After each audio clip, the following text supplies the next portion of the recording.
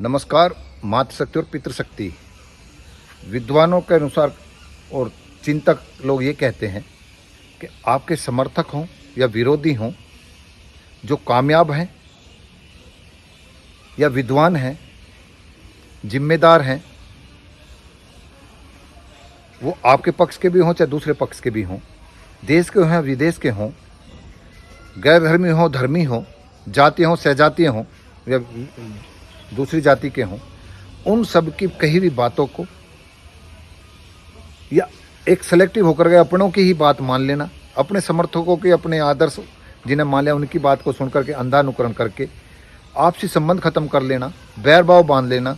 ऐसे लोग, विद्वान लोग यही चाहते हैं कि उनके पीछे ऐसे अंधभक्त अनुकरणीय मेरे भेड़ बकरी की तरह हो जाएं ताकि मेरी दुकान चलती रहे। तो ऐसे लोगों के लिए कहा है विद्वानों कि आप अपना सुनी सुनाई बातों पर ना तो अनुकरण करें ना उसे फैलाएं, आप उसके स्रोत को जानें, उसकी मनसा को जानें, ताकि वे लोग ऐसे वैमनस्यता ना फैलाएं, नफरत ना फैलाएं। आप समाज में देखें कि जिनके आप आदर्श मानते हैं वे अपना जीवन उन सब विरोधी जो आपको लगते हैं उनके विरोधी हैं या उस तरह उनको उनके साथ में गलबलियाँ करते हैं, रिश्तेदारियाँ करते हैं, अपने काम साधते हैं। आप उनकी वजह जिनसे विरोध करते हो वे आपके नज़दीकी हैं, संबंधी हैं, गांव के हैं, क्षेत्र के हैं, और वे उनसे आपको काम पड़ता है, उनको आपसे पड़ता है। तो इतना बैर भाव का माहौल ये देते हैं, इसको कट्टरता और धर्मांधता बोलते हैं। इससे हमें बचने का प्रयास करना चाहिए।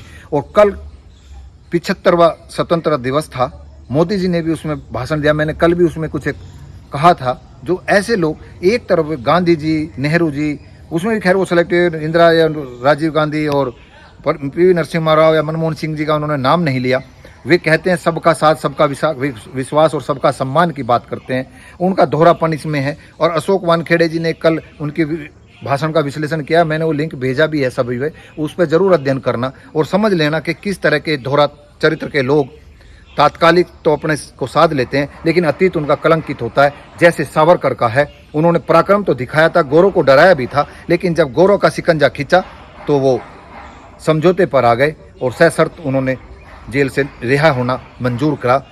भगत सिंह की जैसे, सुखदेव की जैसे, चंद्रशेखर की जैसे सहसम्मान और खुददारी से मरना पसंद नहीं किया। आज उनको ये सर्वोपरि मानते हैं। जो तपस्वी बलिदानी हैं उनको ये इतना सम्मान नहीं देते हैं, सबको दिख रहा होगा और देखना भी चाहिए। तो ऐसा मैं इसलिए बोल रहा हूँ कि गांधी जैसे व्यक्तित्व को, जो 20 साल के करीब 20-21 साल अफ्रीका में रहे और वहाँ के लोगों में जनजागृति चेतना दी, और यहाँ समझिए कि वहाँ के जब वो वकालत किसी एक सेठ गुजरात के सेठ थे, उनके लिए 1 साल के अनुबंध पर गए थे और 20-21 साल रहे, उनका वहाँ पर अपमान भी हुआ। रेल के चालक ने उनको पीटा भी, सामान फेंका, फर्स्ट क्लास से थर्ड क्लास में उनको और पायदान पर यात्रा करनी पड़ी। वो सब अपमान होने के बाद भी उन्होंने वहाँ के लोगों को जन जागृति दी। और मुकदमा जब लड़ा तो जज ने कहा कि आप ये पगड़ी उतारिए, तो उन्होंने पगड़ी उतारने से मना कर दिया। दूसरे देश में उनका स्वाभिमान और खुददार आप देखिए। और वो पगड़ी कब उतारी उन्होंने, उस प्रसंग को आप देख करके आपका दिल दहल भी जाएगा और मार्मिक भी होगा कि वो कलकत्ता की यात्रा में थे, जब वहाँ पर उन्होंने एक महिला को नंगे नहाते हुए देखा और वो रुके। उन्होंने कहा, बहन बेटी तू कैसे ऐसे नंगा नहा रही है? कहने मेरे पे एक ही साड़ी है, उसको मैं गीली कर दूंगी तो कैसे पहनूंगी, उसे नहा करके और उसको मैं बांध लूंगी। तब गांधी जी ने अपनी पगड़ी उस लड़की, उस महिला, उस बेटी को दे दी थी। तो उन्होंने अपने तन का कपड़ा भी उस समय दे दिया था और अफ्रीका में वो पगड़ी नहीं उतरने दी। यहाँ अपनी भारत की नारी का व्यवस्था देख करके उन्होंने अपनी सिर की पगड़ी दे दी थी। तो वो गांधी थे। दूसरा, उन्होंने जब कलकत्ता में एक बहुत बड़ा अधिवेशन हुआ जिसमें हमारे यहाँ के गवर्नर, जो उसको बोलते हैं थे वो भारत का मालिक, गौरव का प्रतिनिधि, उसकी सभा थी, तो उसमें उनको आमंत्रण था, भाषण देना था। तब उन्होंने उसके जब चेकिंग प्रक्रिया थी वो इतनी कठिन थी, गांधी जी को चेक करने में, देखने में तो देर होगी मंच पर पहुंचने में। तब उन्होंने भारतवासियों से माफ़ी मांगते हुए और उस खुले मन से ये कहा कि मैं क्षमा चाहता हूँ, मैं देर हो गई, लेकिन मैं देर से नहीं आता हूँ। ये दोष उसका है जिसने इस देश का जो मालिक बना है, वो राजा को इतना डर लगता है पब्लिक से कि उन्होंने इतनी सघन चेकिंग की, मुझे देर होगी। तो मैं ऐसे राजा से, जिसे जनता से डर लगता हो, उसे उस पद को त्याग देना चाहिए। इतना साहस ये कहते हैं ना कि बहादुरी जो हिंसा में होती है, हिंसक व्यक्ति तभी होता है जब वो तत्काल अपने अपमान को या तत्काल को साधने के लिए हिंसा का रूप बढ़ाता है।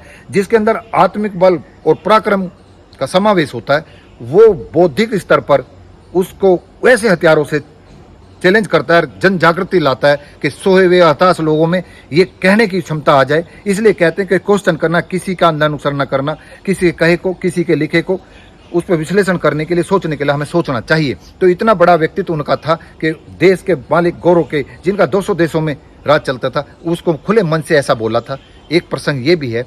दूसरा प्रसंग ये भी है कि जब वो गोलमेज सम्मेलन में, सेकंड गोलमेज सम्मेलन में गए तो बिना कपड़े के थे। तो वहाँ के जो उनके राजा ने उनसे कहा कि आप कपड़ा पहन गए, वो कपड़े पहन के नहीं गए। तो कहने लगे, क्या गांधी जी आपके पास कपड़े भी नहीं हैं? जो तब उन्होंने कटाक्ष में, तब उन्होंने कहा कि कपड़े कहाँ होंगे भारत की जनता के कपड़ों का, तो आप उतार लाए। तो ऐसा साहस करने वाले लोग को एक तरफ वहाँ पर लाल किले प्राचीर से और कागजों में और मंचों पर सम्मान दिया जा रहा है, एक तरफ IT सेल इनकी उनको जलील करने के लिए, भ्रामक प्रचार करने के लिए, ऐसे मूर्खों को प्रचारित करने के लिए दे दिया गया है। तो मैंने कल इस पर भी एक वीडियो बनाई थी। तो मैं ये बताना चाहता हूँ, उनका पराक्रम आप ये देखिए कि ऐसे वे व्यक्ति थे। और जो कपड़े उतारने का जो प्रसंग है, जब उन्होंने विदेशी वस्तुओं का बहिष्कार की बात करी थी, तो कपड़ा इंग्लैंड से आता था, वो सस्ता था, पॉलिस्टर जिसे बोलते हैं, सूत वे यहाँ से ले जाते थे। तो हमारे पास में पर्याप्त कपड़ा सूत का, कॉटन का नहीं था, अन्य साबुन वगैरह भी नहीं थी। तब लोगों ने कहा कि जो कपड़ा आप कह रहे ऐसा ही करें तो ये कपड़ा नहीं पहनेंगे हम, तो हमारे का तो सूत का कपड़ा बहुत महंगा है और उपलब्धता भी कम है। तब उन्होंने कहा कि मर्द अपना कपड़ा कम पहने, महिलाओं को तन ढकने के लिए अपना कपड़ा दें। तब उन्होंने अपने तन पे कपड़ा पहनना बंद कर दिया था और वो धोती बांध करके अपना गुजारा करते। जो मूर्ख ये कहते हैं, जो भ्रामक प्रचार ये करते हैं कि वो अमीर होकर के गरीबी का नाटक करते थे, नाटक नहीं करते थे। जो उन्होंने कहा उसको त्याग करके ये दिखाया कि उसके बाद अपने जीवन पर्यंत एक धोती में ही रहे हैं। तो वे इसलिए करते हो, नाटक नहीं करते थे। वो एक आदर्श जीवन और दर्शन देने का दोहरा व्यक्तित्व जैसे हमारे शासक दे रहे हैं, ऐसा दोहरा व्यक्तित्व उन्होंने नहीं दिखाया। और ये भी सच बात है कि गोलमेज सम्मेलन में उनकी बुद्धिमत्ता थी कि आज अंग्रेजों ने जैसे भाई 3 शर्तों के वह स्वतंत्र रह करके, इच्छा से समावेश करके, दबाव में कोई राजा अपना कोई राष्ट्र का रूप नहीं लेगा, किसी पे बाध्यता नहीं होगी, ऐसी स्वतंत्रता उन्होंने दी थी देश को आज़ादी करते समय, कॉलोनीज को अपनी। तब गांधी का ही चमत्कार था, गांधी की दूरदर्शिता थी कि मुस्लिम लीग को मोहम्मद हिंदू महासभा ने समर्थन दिया था और 2 राष्ट्र का समर्थन भी किया था, सरकार भी बनाई थी। कांग्रेस एक ऐसी वो थी जो धर्मनिरपेक्ष थी उस समय और वो नेतृत्व कर सकती थी, तो इसलिए उसको जिम्मेदारी मिली थी। और ये